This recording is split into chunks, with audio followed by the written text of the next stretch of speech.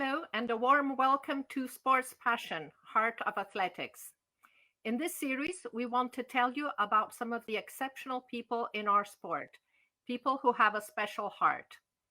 We will meet former athletes and others who are giving back to the community through their foundations or other work benefiting people around them. Our first show brings you the Ali Runners Club in Tel Aviv, a very special club, as we will see. Let's take a closer look.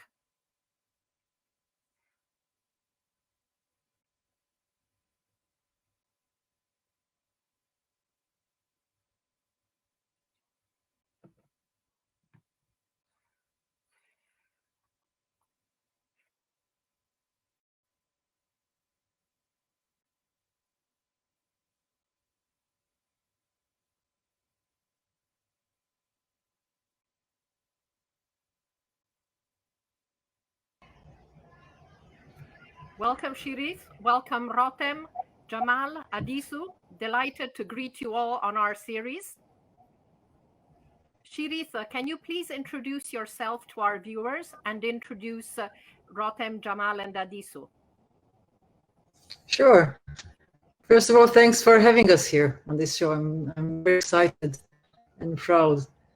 My name is Shirit Kasher. I live in Ramat Gan, Israel, and I work at my family NGO named after my brother, and we do a lot of things. And back 10 years ago, myself and two other guys that one of them I'll introduce shortly, established a group named the Ali Runners in order to give professional athletics to underprivileged kids, boys and girls.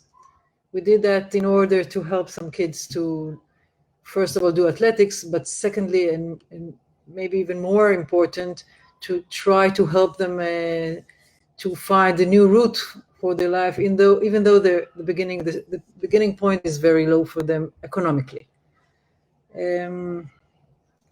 We so far had few thousand kids in our group.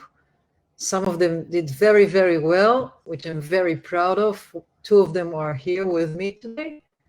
The first of them is Jamal Abdul Majib. He's part of the Hi Jamal. He's part of the Refugees team. We should get to Tokyo 2020, hopefully in 2 months or so, but I'll let him bring it. He's a 10K runner. The other one is Adisu Guedo, which is in the army now. Thanks Adisu for having us. He's a Israeli champion in many fields, starting at 3,000 meters and up to 10K as well. He's the European champion on 3,000, and he's a great guy.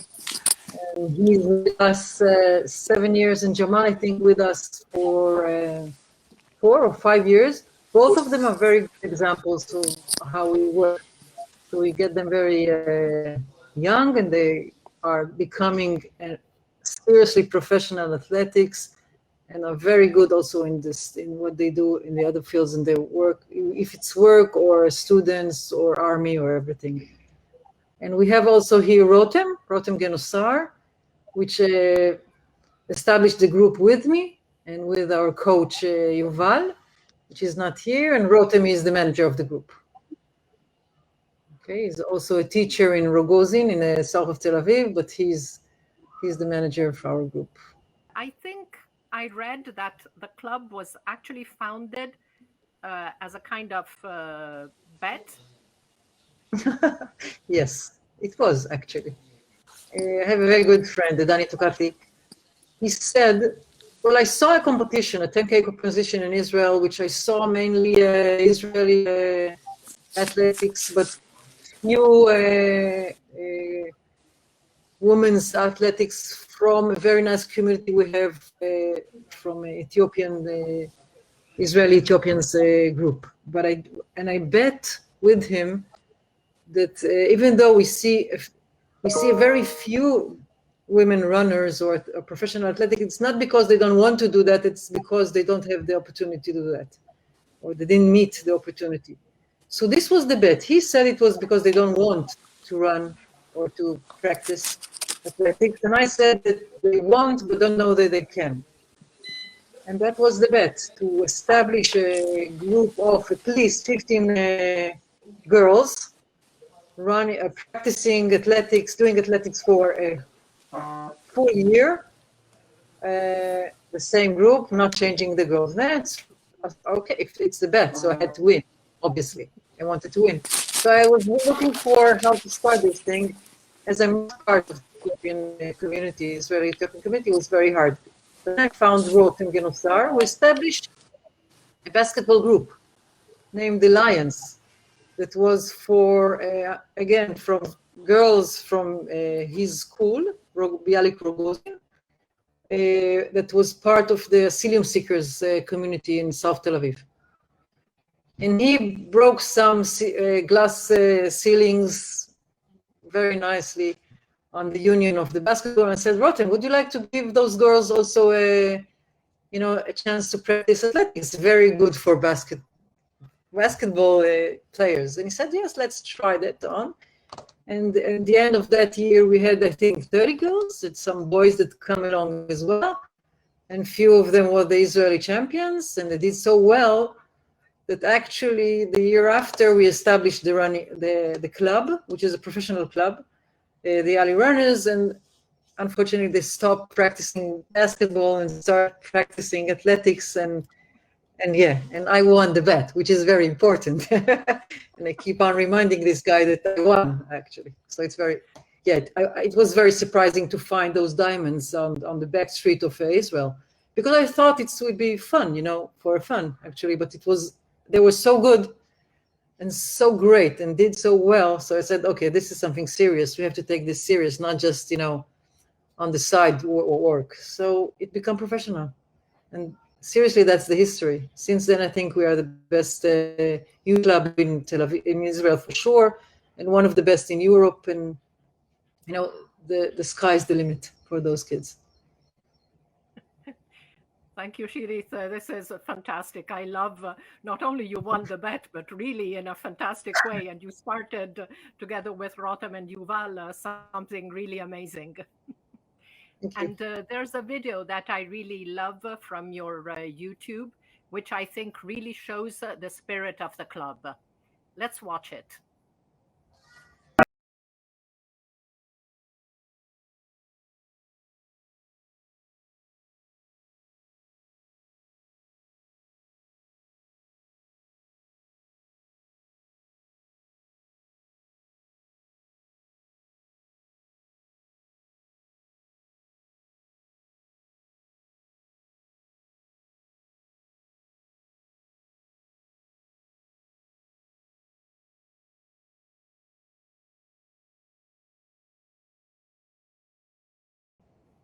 Maybe I'll say a few words on this. This is pictures from the Ali Runner's house in South Tel Aviv. It's a 4 years house. When you say athletic is an individual sport, it's not correct. It's totally all about the group. We try on this special place. We give home for everyone that wants to join the club. Even if it's not just the athletics, it's everybody. It's a place for education. It's a place for them to be after and before practice, to eat together, to be together, and they're handling the house by themselves. So it's part of the education, And this is the house of the Ali house. Thank you, Shirit. I really think it does show the spirit of Ali Runners. So now I'd like to ask Jamal, what is for you the spirit of Ali Runners? Yeah, first of all, let me say thank you to the Ali Youth Runner Club, the people who I really appreciate them, who find like our dream and everything. But yeah, it started from the football when I was playing with some of my friends football, and then one of my best friends named Abdul, he told me you have to go to enjoy the Ali Rana. And I told him, why do you think I have to go to enjoy them? And he say, I think you have the talent to become better runner. And I listened to them, listened to him, and then when I came to enjoy the LU's runner, I feel as the home. Like I have everything there, like people I need, people from the same, I mean, like people from Africa, same culture. Uh, People they like teaching me how to speak Hebrew, and we like have a lot of fun together.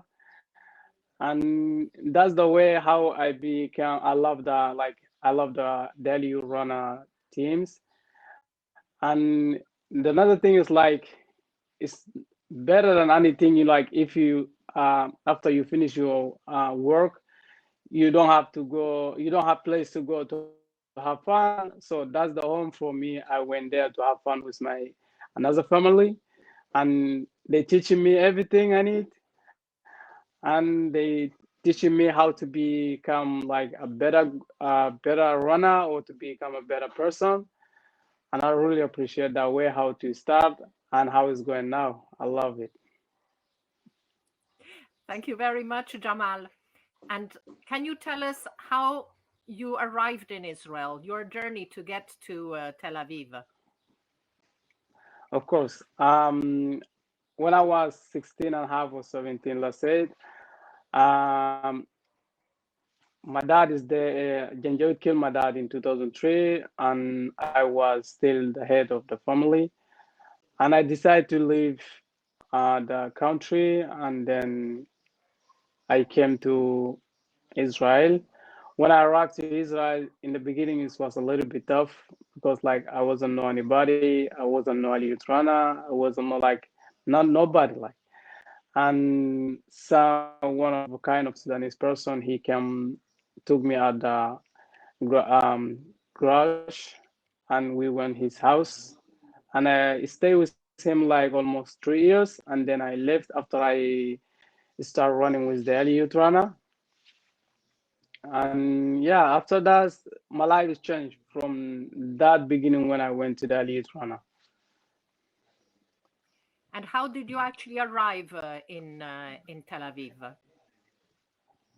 So in Tel Aviv, I arrived when I was in Sinai, and then they arrived to Israel and they took us to the refugee camp. Let's say it. I don't know if the people that some people call it jail, and so I don't know. I just say like simple way refugee camp. And after 17 days or 27, I remember that, and they gave me ticket, told me you free. Adisu, you had a very different path to Israel. Tell us how you arrived in the country.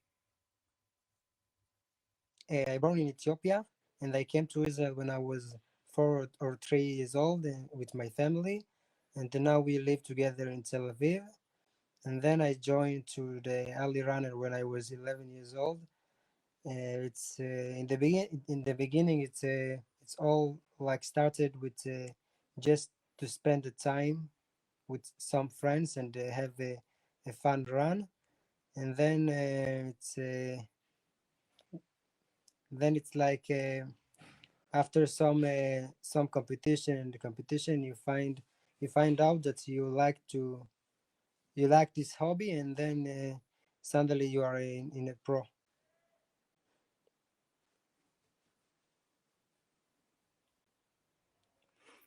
Right. So you are part of the Can't Ethiopian hear you. Jewish Can't hear community. you. So you could make Aliyah to Israel. You could come legally in the country. Is that right?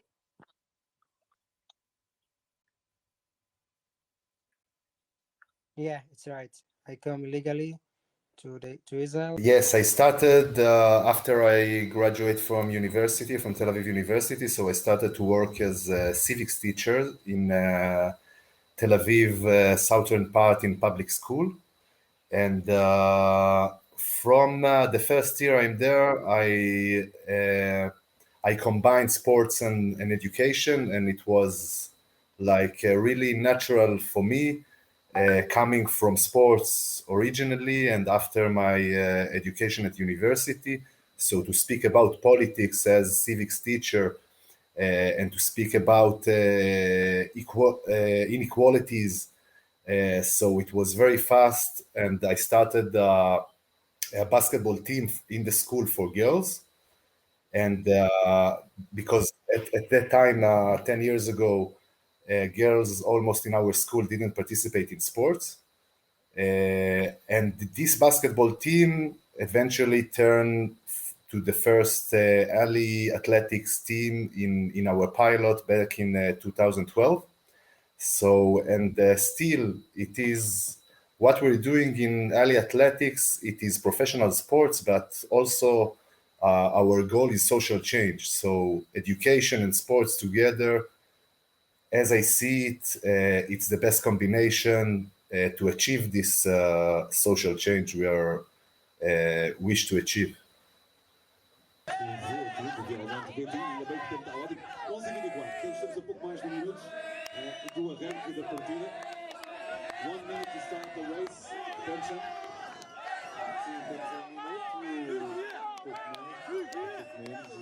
Vamos a breves momentos esta partida, tudo aposto então para mais feminina dos Jamals. Vamos aqui a festa da equipa turca, de qualquer das formas. Joy of the boys, and it's contagious because after a while the other teams who were just standing quietly on the podium, they also start celebrating. Ali Runners was founded as a social project, particularly for immigrants and disadvantaged children, but it has developed into the best youth club in Israel. Tell us about this evolution. It was really fast because we started in South Tel Aviv with the labor immigrants communities and asylum seekers and refugees, and we had a luck that I think it's a luck that talented girls and boys join us. So it was really fast, and after a few years, we were one of the best under 20 teams. And then the Jewish Ethiopian community in Jaffa, we joined them. And it was really, you can see after, not in 1 year, of course, because it is athletics, it takes time. But after 3-4 years of training, we became one of the best teams.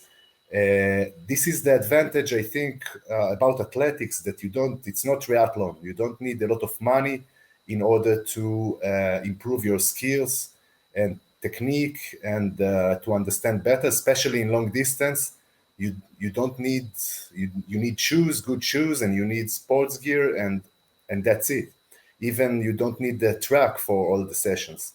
So athletics, I think it's the best. It's so suitable for disadvantaged communities to join and to start to try to change their way of life.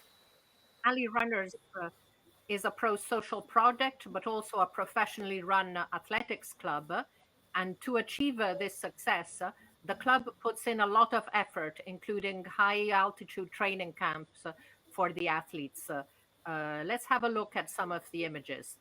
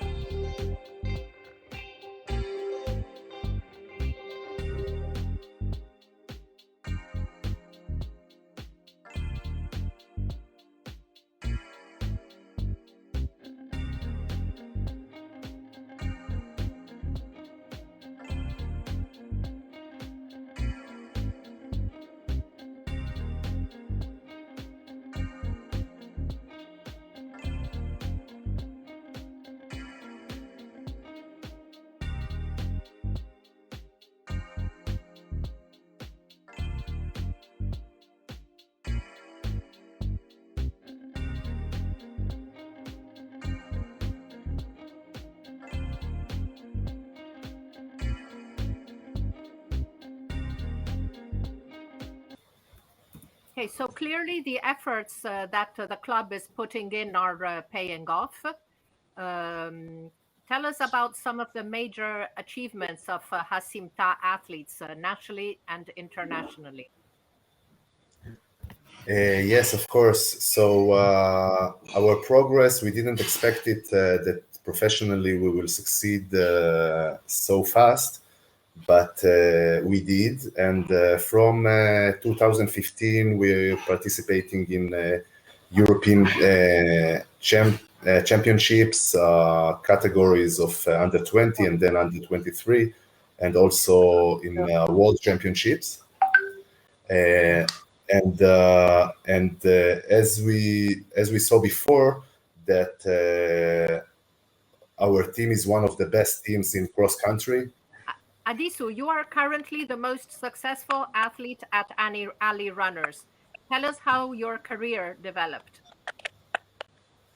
It all began when I was 11 years old. The other runners established a small team of children in my age, and then we just had the training like twice a week, and then it's nobody thought about going and continue to be in a professional level, but we just have to do it because it was fun, and it was like to meet another children and guys that you doesn't have the opportunity to meet. And when I was a kid, I was like fell in love with the competition, and it's the feelings after the competition and the training with my friends. It was very fun. So I took the next step and did my best to be the best version of myself, and it was like training every day and work hard with my friends, and then here I am. Thank you, Adisu. And how did it feel to be on the highest step of the podium at the European Youth Olympic Festival in 2009? There is not like the best. It was very exciting, and this is the best feeling that you achieve what you have worked hard for it, and like you have worked hard.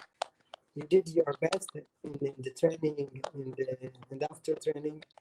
Just for this competition, it's there is not something better than to achieve your goal. Thank you. And Jamal, you first competed as part of the athlete refugee team at the World Cross in Aarhus in 2019. What were you thinking when you knew you were selected and then when you were at the competition? Yeah, I was like so grateful and happy at the same time, and also like thanking my teams. So without team, there is no shipment. And the thing I was thinking when I went to the work cross country in Denmark, I was thinking about like, okay, everybody has country to run for their country, to run for their people. But the point when I was also have the same thing to feel, okay, I'm a refugee, and there is a lot of people around the world. They have the same thing I do, so I have to be proud to represent those people and do my best and make them proud. So that's how I was feel it like. Thank you, Jamal. Let's focus now on the athlete refugee team. Let's look at some of the images and the data.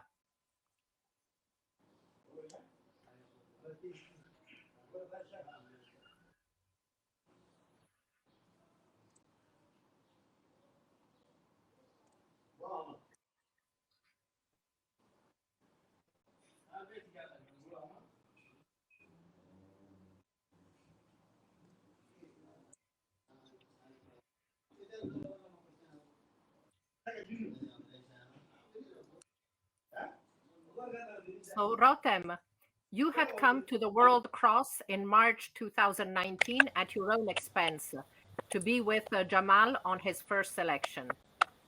Then the large delegation from Teglalorupe's camp outside Nairobi could not travel because of visa issues, and you kindly agreed to step in and to be team leader for the refugee team. Tell us about that first experience.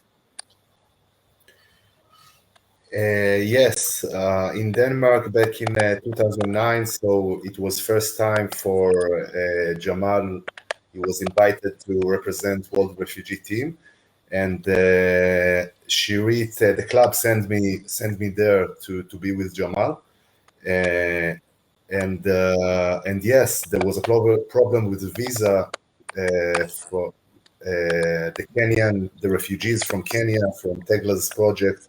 So they reject the visa. So only two athletes were participated, Atman and Jamal. And for me, it was first time in this kind of World Athletics events for seniors, and it was fantastic race.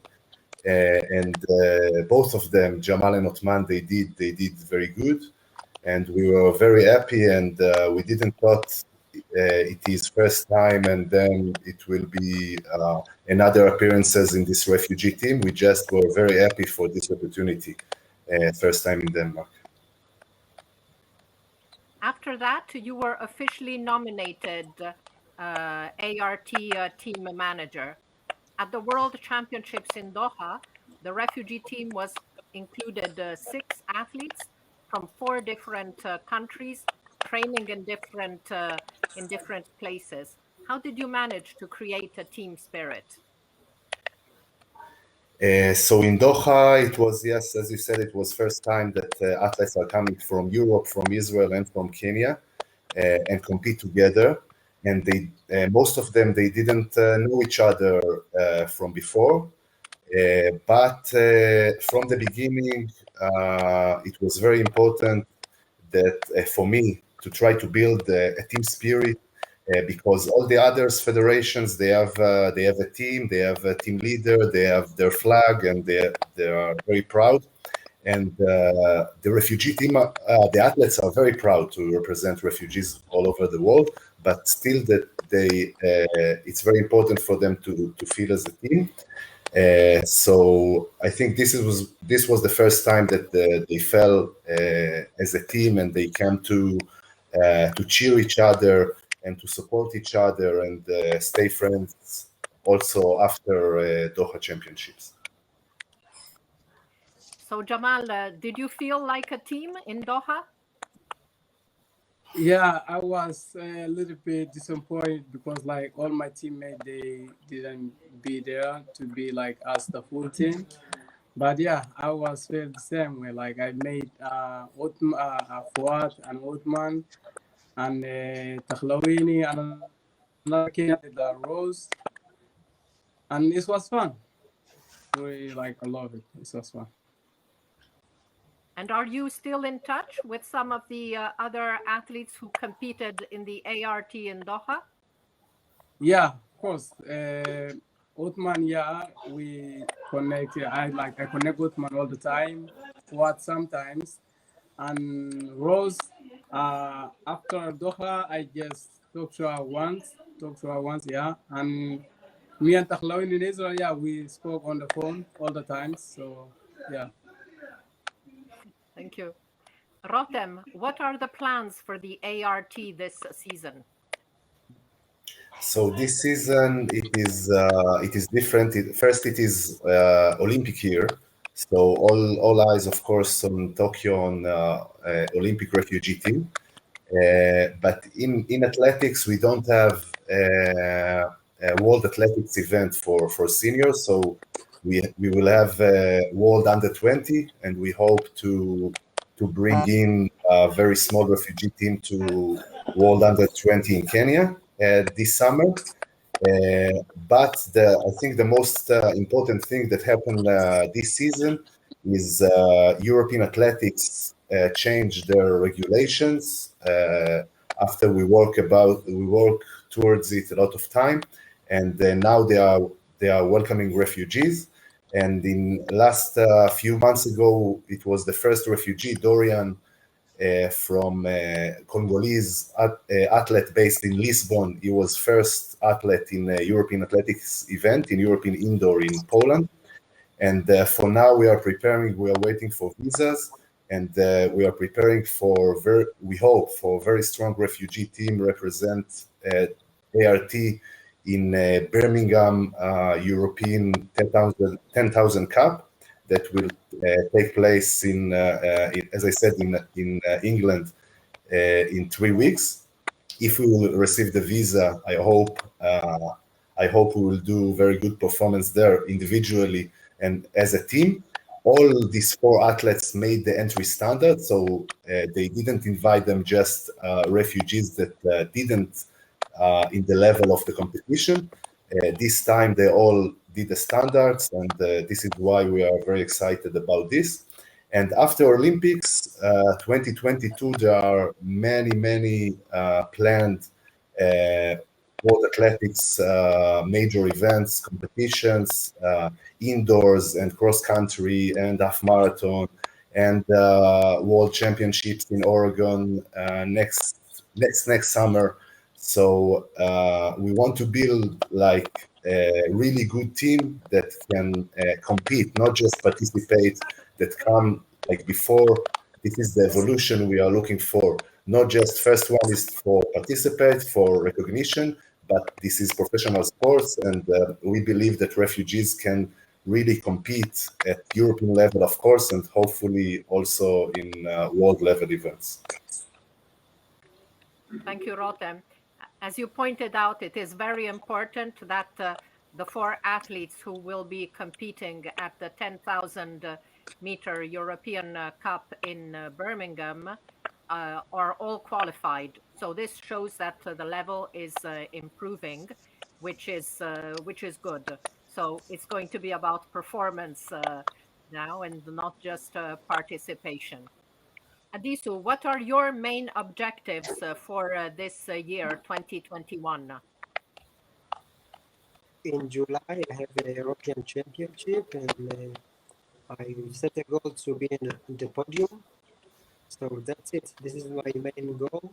And another of this, I have another competition like World Junior Championship that I need to have a qualification for this, and across country to win well in the first place, because we have a very strong team. Very busy season coming up for you this year and next year. And Jamal, how is your preparation going for the summer season and hopefully the biggest event of them all, the Olympic Games? Yeah, first of all, I'm really happy about recovering my injury. So I've been injured like almost 7 months, I guess. But now I'm really happy for injury recovery. But yeah, I'm working on my shape to get back in full shape, and I hope to get in full shape again until the summer. So that's the goal, make myself on the shape. Thank you. So the club's success and its special stories have earned it quite a lot of coverage in national and international media, including the BBC, top French newspaper Le Monde, Japanese running magazines. Has this recognition helped the club, Shirit?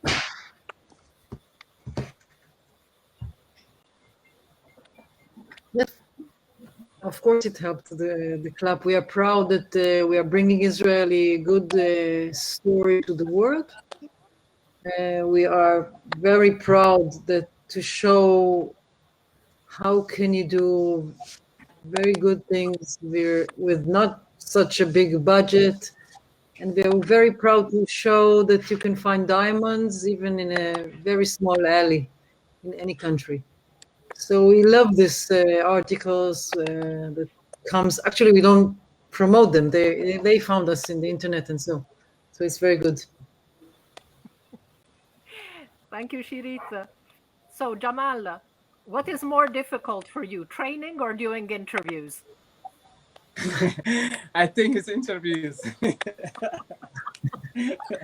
I'm kidding. So like if you don't work hard enough, so nothing will pay off. So I have to work.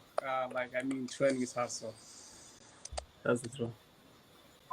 And you, Adisu, how do you feel about interviews? It's a little bit nervous, but I think that I'm okay with this. I prefer to run. Well, I hope both of you will be doing a lot more interviews as your career develops and you achieve more and more success. Thank you so much. Thank you. Sure. So we heard the story of this very special club and of some of athletes and officials. Let's hear now what people in the sport say about Ali runners and the athlete refugee team. Pleasure for me to speak about Hasimta, the Ali Runners Club. The club's work with elite athletes, training, developing them, sponsoring them to run at international meets, is the visible part of their story. But behind all that lies a lot of hard work. And what is really important is the athletes' excellence, their achievements, and their perseverance gives hope and inspiration right across the refugee community and to those who support them. It reminds us that refugees can be the best at what they do, whatever they do. The Ali Runners Club's work with a larger group of athletes of different abilities is equally remarkable on many different levels. The schools that migrants and refugees attend in Tel Aviv are often segregated, as are their neighborhoods. The club allows them to meet and bond with Israelis and with each other in an organic and rewarding way. If you go to an Ali event, you'll see straight away that this is more than a team. It's a community. For many of the kids, it's family. And the discipline and pride that comes from the training spills into other aspects of the runners' lives, including the classroom. The education facilities that have been added to the program is another reflection of the seriousness and tangible value that the Ali provides. Shirit and the Ali staff are not just providing an after-school activity. They offer the tools for success for a refugee population that has few at their disposal. Yuval, Rotem, and Shirit teach more than just showing up. Their infectious energy inspires the kids to persevere, to excel, and to have fun doing it. I'm sure the bonds that the kids develop, including with Israeli nationals, will endure. I hope that Hasimta, the Ali, becomes an example of what can be achieved in other refugee operations. This approach is badly needed. It's not just a luxury project, it's a vitally important one. Thank you. Rotem Gunazar. Rotem is someone who has a special place in my heart because of his humanity helping refugee athletes around the world, voluntary. Since I started my career debut in refugee team in World Championship cross country in Aros in Denmark, he was always supporting to progress and build up strong team can perform in international level. I am really grateful to have Rotem in our team can support us to achieve the goal and to perform and to give hope for all the refugees in hard situation around the world. Thank you so much.